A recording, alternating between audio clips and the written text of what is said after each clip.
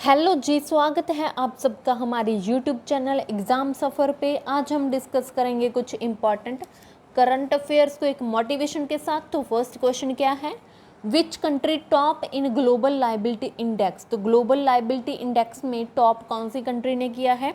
Options are Copenhagen, Zurich, Damascus, Vienna. तो answer क्या होगा इसका, ऑप्शन डी, वियना ने इसमें टॉप किया है। और वियना कहाँ पे है, ऑस्ट्रिया में पाई जाती है। और इस इंडेक्स को रिलीज़ किसने किया है, इकोनॉमिक इंटेलिजेंस यूनिट के द्वारा इसको रिलीज़ किया गया है। और सबसे लास्ट रैंक कौन सी कंट्री का है, तो डेमाकस सीरिया का सबसे लास्ट रैंक है। Second question, under which mission ISRO will launch Chandrayaan 4। तो कौन से मिशन के अंडर इसरो चंद्रयान 4 मिशन को लॉन्च करेगा। तो ऑप्शंस क्या है इसकी, quant mission, spadix mission, speedy mission, core mission. तो आंसर क्या है, ऑप्शन बी, स्पेडिक्स मिशन के अंडर चंद्रयान इसरो के द्वारा चंद्रयान 4 मिशन को लॉन्च किया जाएगा।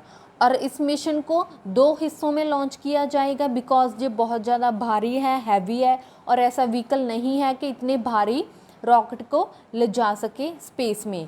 इसीलिए इसको 2 हिस्सों में लॉन्च किया ले जाया जाएगा और वहाँ स्पेस में जाकर इसको वहीं पे जोड़ा जाएगा। स्पेडएक्स की फुल फॉर्म क्या है, स्पेस डॉकिंग एक्सपेरिमेंट है। और चांग ई मिशन है जो चाइना का है, जिसे चंद्रमा के डार्क साइड से जो मिट्टी लेकर आया था, सॉइल लेकर आया था, ये फर्स्ट मिशन है ऐसा। और अब इसरो के बारे में बात करते हैं। इसरो को 1969 में इस्टेब्लिश किया गया था। इसका हेडक्वार्टर बेंगलुरु में है और इसके चेयरमैन का नाम एस सोमनाथ जी है।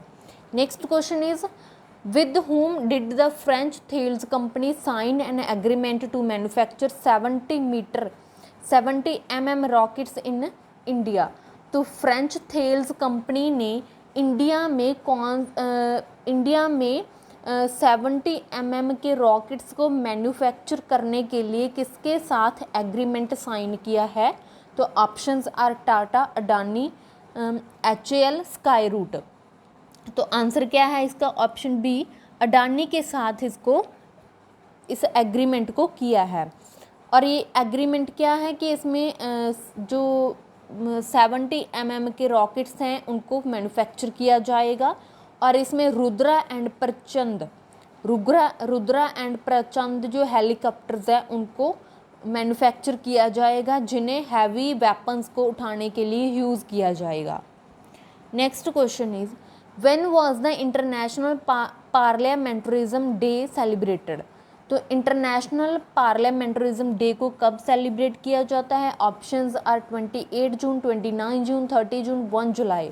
तो आंसर क्या होगा इसका, 30 जून को सेलिब्रेट किया जाता है।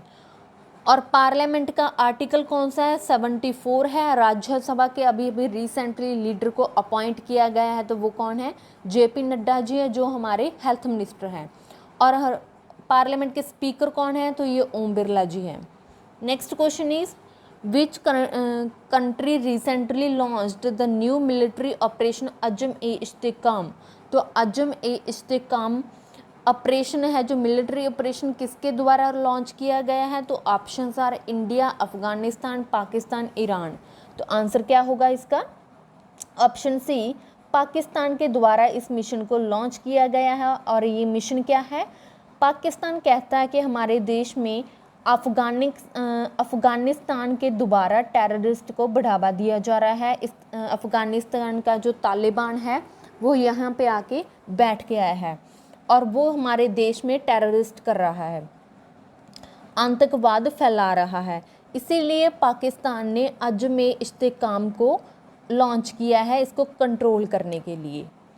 Next question is, what is India's rank in artificial intelligence preparedness index 2024।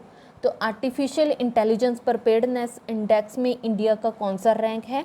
तो ऑप्शंस आर 72, 67, 78, 75। तो आंसर क्या होगा इसका, ऑप्शन ए, 72 रैंक है इंडिया का।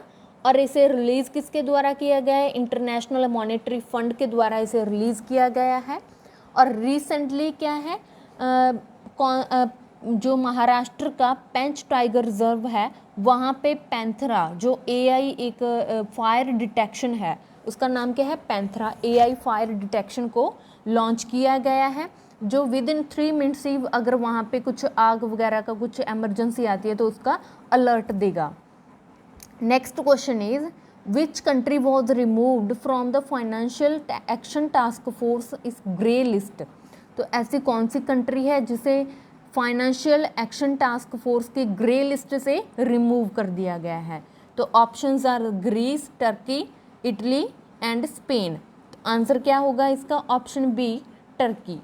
टर्की को इस ग्रे लिस्ट से रिमूव कर दिया गया है और इसे ऐड कब किया गया था, तो 2021 में इसे इस लिस्ट में ऐड किया गया था, तो अब इसे रिमूव कर दिया है। तो और एक पाकिस्तान है जिसे इस लिस्ट से आउट कर दिया गया है। और इस फाइनेंशियल एक्शन टास्क फोर्स का काम क्या है, ये अगर जो टेररिस्ट होता है और जो मनी लॉन्ड्रिंग होती है उसको कंट्रोल करने के लिए इसे बनाया गया है। और अब कहते हैं कि यहाँ पे ये जो टेररिस्ट है और मनी लॉन्ड्रिंग है टर्की में उसे कंट्रोल कर लिया गया है, इसीलिए उसे ग्रे लिस्ट से बाहर किया जा रहा है। और फाइनेंशियल एक्शन टास्क फोर्स को कब इस्टेब्लिश किया गया था, तो 1989 में G7 के द्वारा इसे इस्टेब्लिश किया गया था। और टर्की की कैपिटल क्या है, तो अंकारा है। Next question is which player gives retirement from ICC men's T20 world cup. तो ICC men's T20 world cup से कौन से ऐसे प्लेयर्स हैं, हमारे खिलाड़ी हैं जिन्होंने रिटायरमेंट दे दिया है। तो options are Virat Kohli, Rohit Sharma, Ravindra Jadeja and all of the above. तो आंसर क्या होगा इसका, option D all of the above. पहले विराट कोहली जी ने, उसके बाद रोहित शर्मा और उसके बाद रविंद्र जडेजा जी ने रिटायरमेंट अनाउंस कर दी है। और इस ICC men's T20 world cup में विनर कौन सा कंट्री था, तो ये इंडिया विनर था। और फर्स्ट टाइम जो T20 वर्ल्ड कप था ये 2007 में हुआ था साउथ अफ्रीका में, और तब भी इंडिया ही विनर रहा था। और इस बार इंडिया 13 साल के बाद इंडिया ने इस ट्रॉफी को जीता है।